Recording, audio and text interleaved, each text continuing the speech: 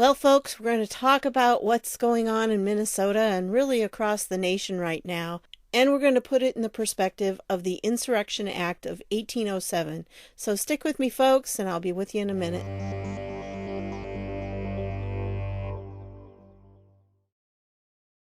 Hey everybody, this is Deb with Truthification Chronicles, and we're going to talk about a lot of stuff in this one having to do with what the powers are that President Trump has and what's going on with this whole Minneapolis thing. So let's get to what we've got to do here. First of all, I wanted to show you this Newsweek article that came out on April 16th of 2020. Exclusive secret military task force prepares to secure the U.S. Capitol. Yeah, you may not have known about this or you may not have seen it, but I'm pretty sure it's not going to surprise anybody that, look down here, it says, but a little-known military task force charged with evacuating Washington has already been activated. A task force charged with the most sensitive government mission of securing Washington in the face of attackers, foreign and domestic, and if necessary, moving White House and other key government offices to alternate locations. Activated on March 16th, Joint Task Force National Capital Region, JTF NCR, is chartered to defend Washington on land, in the air, and even on its waterfronts. The Special Task Force, the only one of its kind in the country, demonstrates how there are two sides of government preparedness: the public face and even the day-to-day work of most men and women assigned to the JTF NCR is the same as it is everywhere else in the country: medical support, delivering supplies, manning health check stations. But behind the scenes, JTF NCR is responsible for what the military calls homeland defense, what to do in the face of an armed attack on the United States, everything from guarding Washington's skies to preparing for the civil unrest that could occur if a nuclear weapon were detonated in the Capitol, or what happened today. And I don't know if you are aware of that, but yes, the White House had to lock down for a little bit because they had some pretty severe protesters out front. Actually, I'm not going to call them protesters. They were the violent kind. Okay, they really, some of them are there to protest, but there were some who were not there to protest, but there to cause some trouble. And they were really going after the Secret Service and the police there. Those law enforcement officers earned their pay today. But anyway, so I'll leave this down below. I'm sure you can probably understand this, but, and you're not surprised that this is going on, but it talks about the, while federal troops support civil agencies like FEMA, so that's understood, and National Guard and everything. And yet the activation of Joint Task Force National Capital Region, including almost 10,000 uniformed personnel to carry out its special orders, contradicts those assurances that everything's hunky-dory that they're talking about in the paragraph before.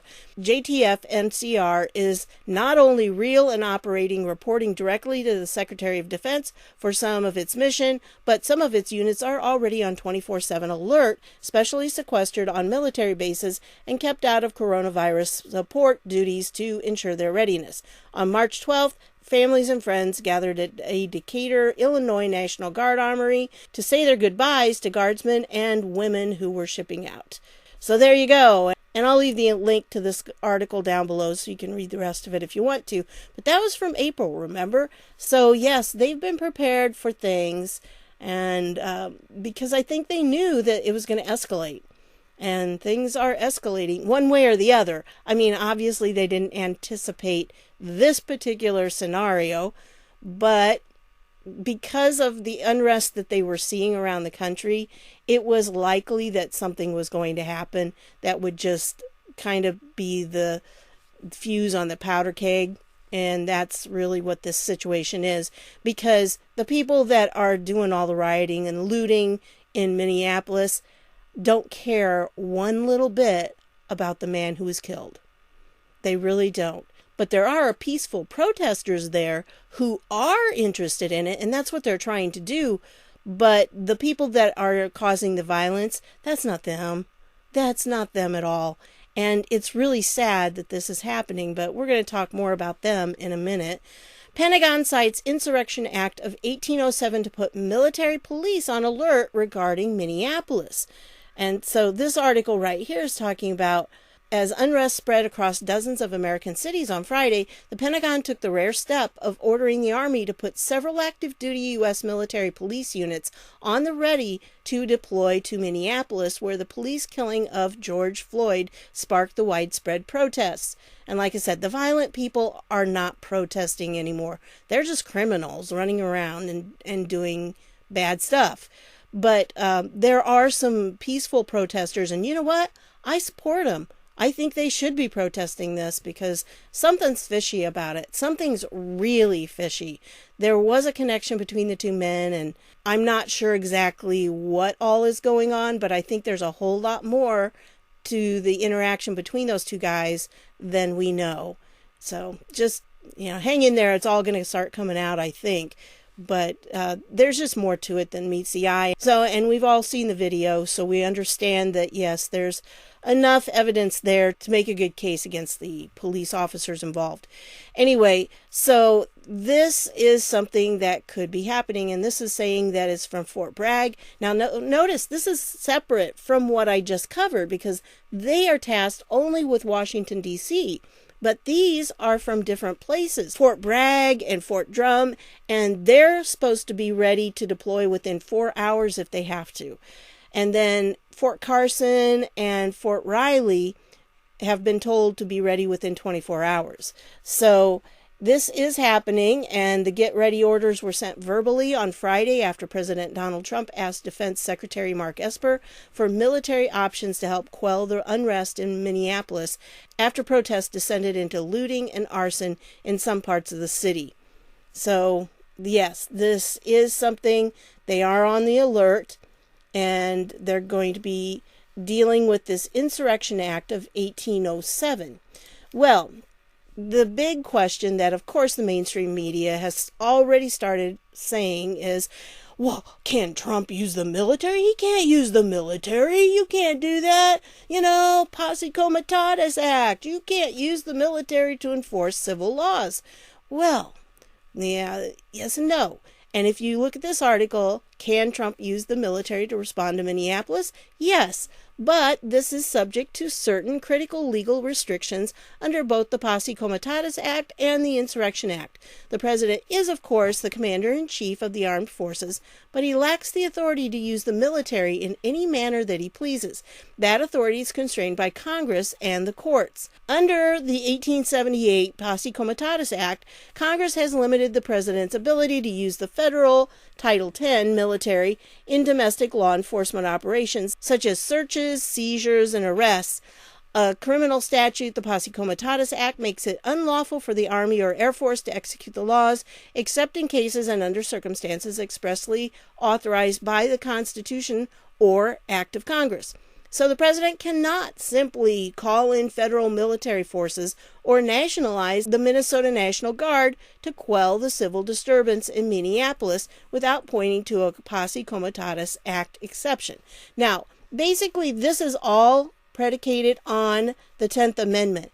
And the 10th Amendment is a really easy one here because it just says the powers not delegated to the United States by the Constitution, nor prohibited by it to the states, are reserved to the states respectively or to the people. So in other words, the states are really responsible for dealing with situations like what is happening in Minneapolis right now. And also, we saw this all through the coronavirus thing. When we were watching the daily briefings, you saw President Trump say that he was leaving it up to the governors of the state, that he could step in if he needed to. That's what we're going to be looking at with this whole Insurrection Act. He could, that would allow him in certain circumstances to step in. But he was leaving it up to the governors because it's really supposed to be the states governing themselves. And the really odd thing that drives me crazy about this is that you have all of these liberals who have been out there for 3.5 years saying, Trump wants to be a dictator. He wants to be king. He thinks he's the king. He's a dictator. He's never going to leave office. Da, da, da, da, da. That's what they've been saying. So they don't want him to be taking over the country. But then when something like this happens, they're all turning around going, Trump should be doing something. He's not doing anything. He should already be working. It's like, no, wait a minute. So you're mad at him because he's not acting like a dictator or a king. And then you were mad because you thought he was acting like a dictator or a king. Make up your mind. Can't be both, But this is how liberalism works.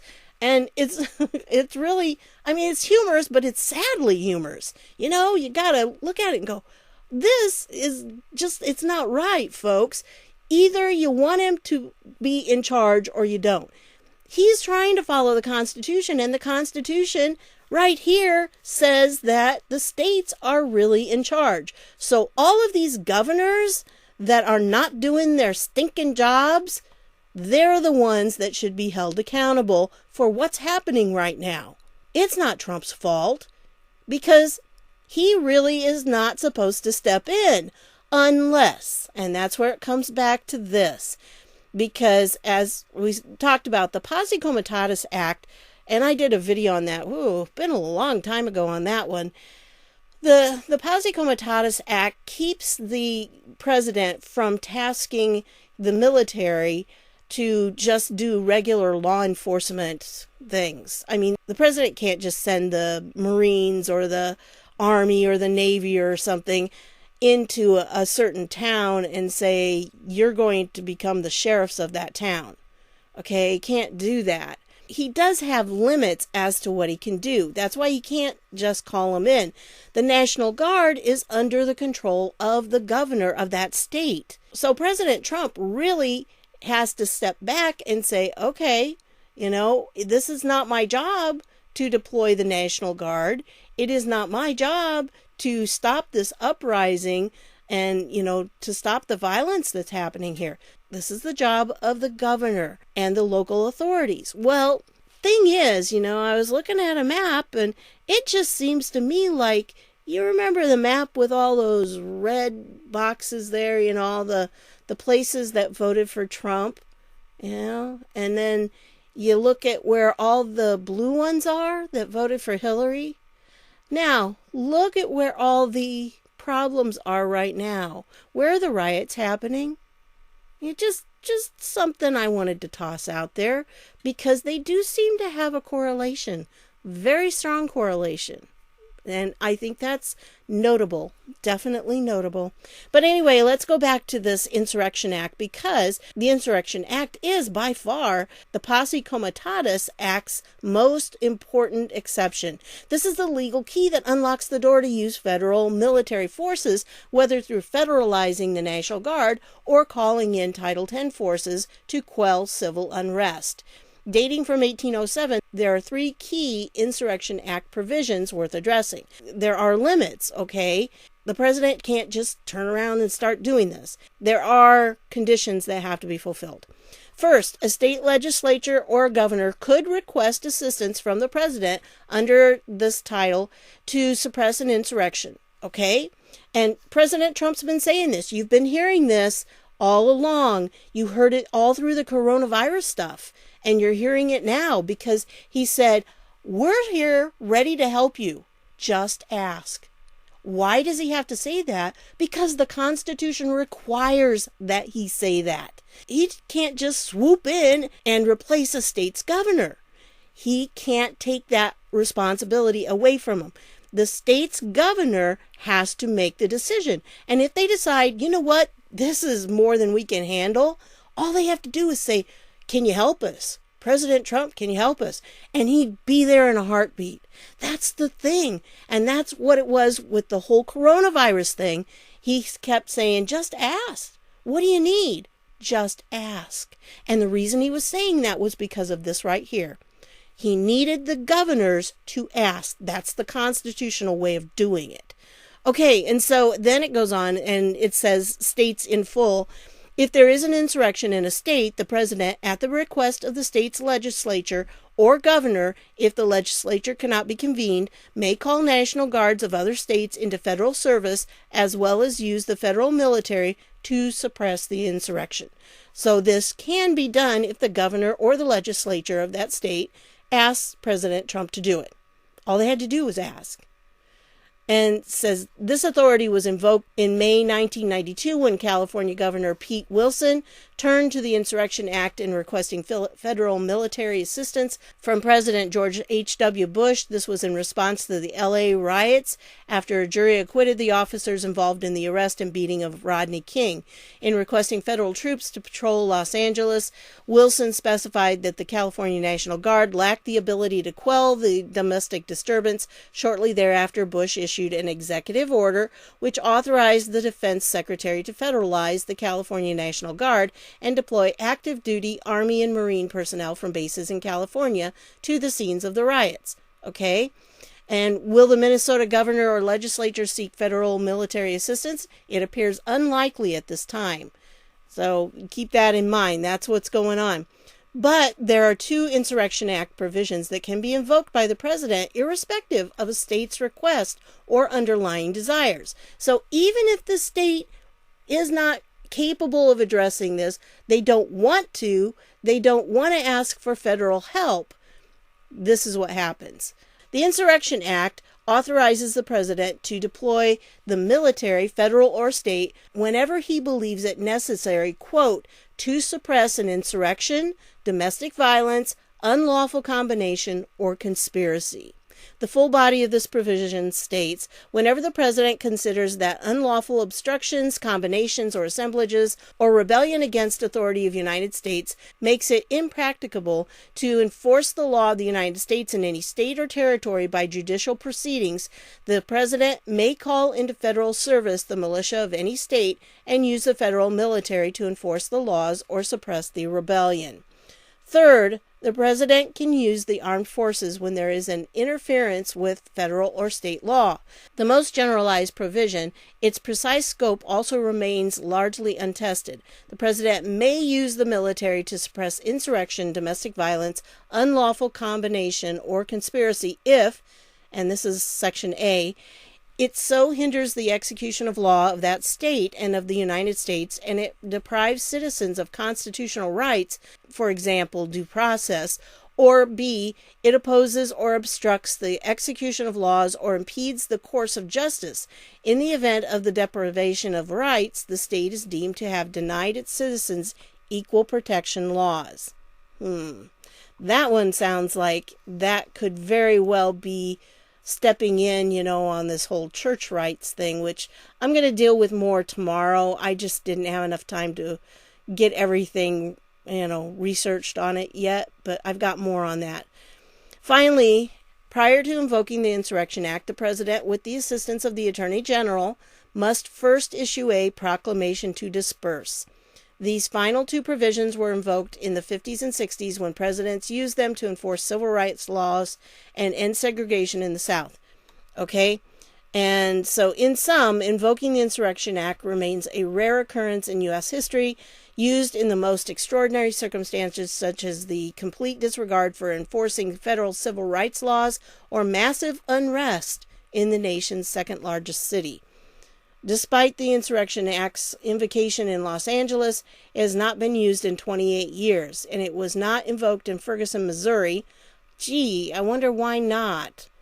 Nor was it invoked in Baltimore, Maryland during the riots that occurred in the aftermath of the death of Freddie Gray, who was killed by police officers in 2015. Again, who was the president at that time? I can't imagine why he would not have invoked this. Nor was it invoked in the aftermath of Hurricane Katrina.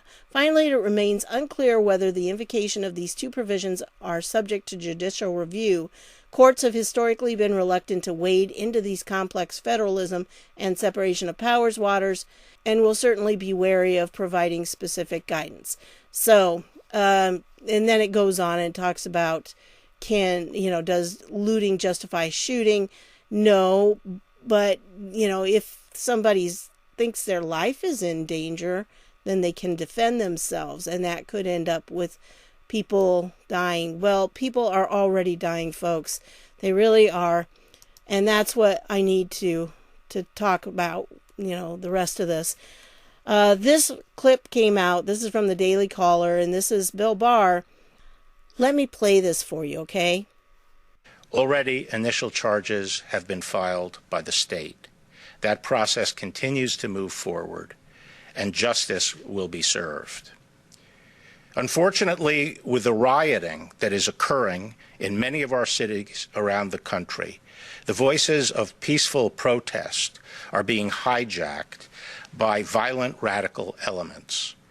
Groups of outside radicals and agitators are exploiting the situation to pursue their own separate and violent agenda. In many places, it appears the violence is planned, organized, and driven by anarchic and left extremist groups, far left extremist groups, using Antifa-like tactics, many of whom travel from outside the state to promote the violence. We must have law and order on our streets and in our communities, and it is the responsibility of the local and state leadership in the first instance to halt this violence.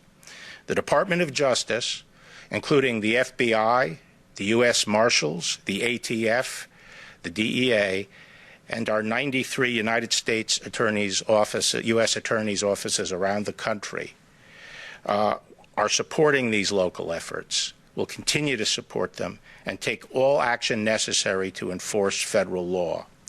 In that regard, it is a federal crime to cross state lines or to use interstate facilities to incite or participate in violent rioting, and we will enforce those laws. Thank you. He clear out says, in many places it appears the violence is planned, organized, and driven by anarchic left extremist groups, far left extremist groups using Antifa-like tactics. They're finding that the people that are instigating the violence are not from the area, that they have crossed state lines to get there. And I think because of that, it's very possible that that could open the door as well for federal intervention because of the state lines being crossed. And if you go from one place to another to purposely commit a crime, when you cross state lines, it does make a difference in how the law can deal with it. So there's that. And then this one. Oh no!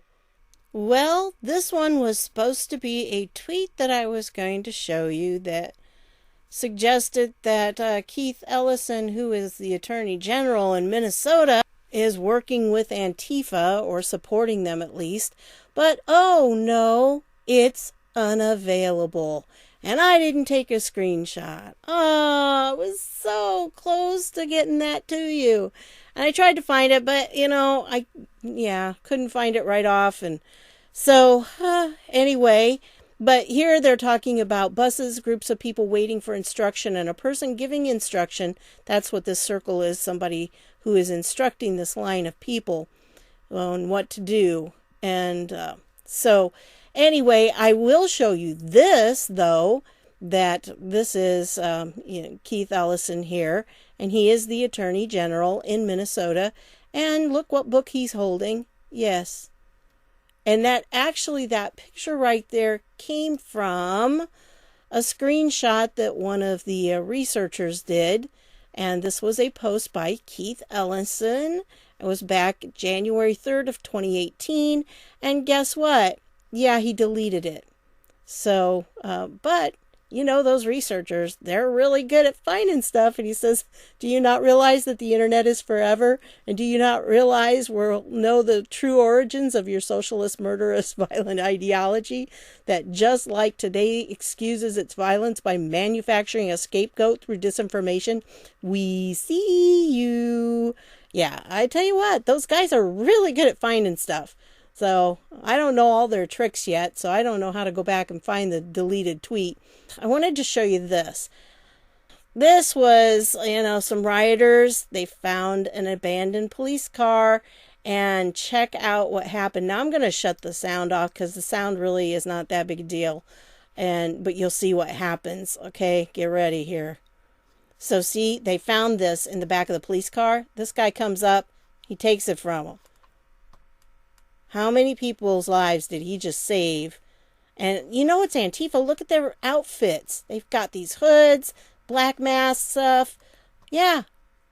So, had his legal carry there, and he took it away from the guy. So I'm very glad that he did, and nobody got hurt from that. That would have been really bad. And then I wanted to point this out to you because I think it's very true. Friendly reminder, if you can loot in person, you can vote in person. For sure. Tweet of the day. Yes, it definitely is. That is what needs to be on a meme. Well, talk about connections.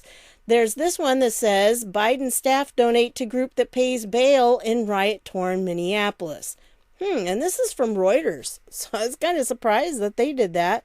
But yeah, the campaign staff for Democratic presidential candidate Joe Biden are advertising their donations to a group that pays bail fees in Minneapolis after the city's police jailed people protesting the killing of a black man by a white police officer. That's not true. They did not arrest people protesting. They arrested people that were causing violence. That's who they arrested. And you know what? One of the main police officials, said that the people that they had arrested were all from out of state. So that's what we're saying, that these people doing this are not from there. Don't be fooled, okay? It's really sad. They're trying to make it look like the black people are the ones doing this violence, and it's not them. Not at all. Check out this picture. Yeah. Those guys, look at that. A row of black men standing there protecting that police officer who got cut off from the rest of their people. That is just incredible. And you know what? I saw it over and over and over again. They have a legitimate claim to protest. I understand that. But the people who are protesting are doing it peaceably. They're not causing the violence. The violence are the people who have been sent there to do that from out of state and paid by someone. So here's Justin Timberlake. Look at this. Please join me in supporting the Minneapolis protesters by donating to this fund. The Freedom Fund is combating the harms of incarceration by paying bail for low-income individuals who cannot otherwise afford. Yeah, look at what Mark Dice says. You're funding literal terrorists. And they just don't get it. That's who they're funding. People who were paid terrorists to come in and to create terror in that situation. Just like A.G. Barr said, they've been paid. This is not just haphazard. This was organized. Now, I'm not saying that the event that kicked it off was organized. The whole thing about George Floyd's death, although there are some very odd things about it, but I can't talk about that on YouTube. But when you're talking about the violence part of it, all of this burning and looting, now I'm not saying that some people are not just doing it because it's there, but I think it was definitely started by people from out of state who were paid to do that. That's where it originally came from. And then I'm going to end on this. I don't usually end on a kind of sad note. I like to make sure people are encouraged and have hope, but this is definitely heartbreaking, and I felt I really needed to share it with you. So this particular one, let me just play it for you. That's just a little summary of it, but it's much better when you hear her saying it. And I would love for you to share them with the community right now, because you and so many others are going through such a rough time. How was last night? Scary. I live in the high-rise right back here, and I seen them as they came down Lake Street. But then they turned and started coming over here, and I'm sitting out looking out my window. And they went straight to Office Max, the dollar store, and every store over here that I go to. I have nowhere to go now. I have no way to get there because the buses aren't running. These people did this for no reason. It's not going to bring George back here. George is in a better place than we are. last night, I'm going to be honest, I wish I was where George was, because this is ridiculous. These people are tearing up our livelihood. This is the only place I could go to shop. And now I don't have anywhere to go. I don't have anywhere to get there. And that's the really sad thing about it right there. Because their lives have just been turned upside down by people who came from another state, from other places, that were paid to come there and to do that. And I think it's a travesty when that happens. And that's why we have A.G. Barr talking like he did, that they're going after this. They see it as a domestic violence, a domestic terrorist situation. So that's how they're looking at this, I believe. And there are going to be some charges that come out of this, definitely. If they can track them back to the people that are allowing this to happen, that would be interesting. Because, I mean, several of these places, the police have been told to stand down.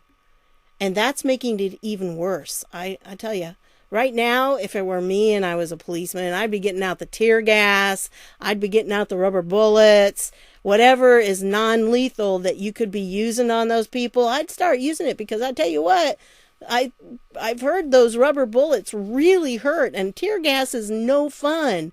So I just think that, you know, if they start taking a stand against some of this stuff, people are not going to be like that. And I want to remind you, I'm not talking about the legitimate, peaceful protesters. We have the right to peaceably protest. I have no problems with that. In fact, I support them. I hope they do that, because there does need to be a change. It needs to be addressed. But when you're talking about burning stores and looting and everything, those people aren't protesters anymore. They've crossed over into criminals, and that needs to be dealt with on a criminal basis. So anyway, I know that's not how I usually end things, but I'll be back tomorrow, and I'll have a little bit more exciting and hopeful news, because I do have some stuff that I really want to get to. I just didn't have enough time, didn't have enough energy really to do it all. So anyway, that's what I've got for you on this one. I want to thank you for stopping by, and I'll see y'all later.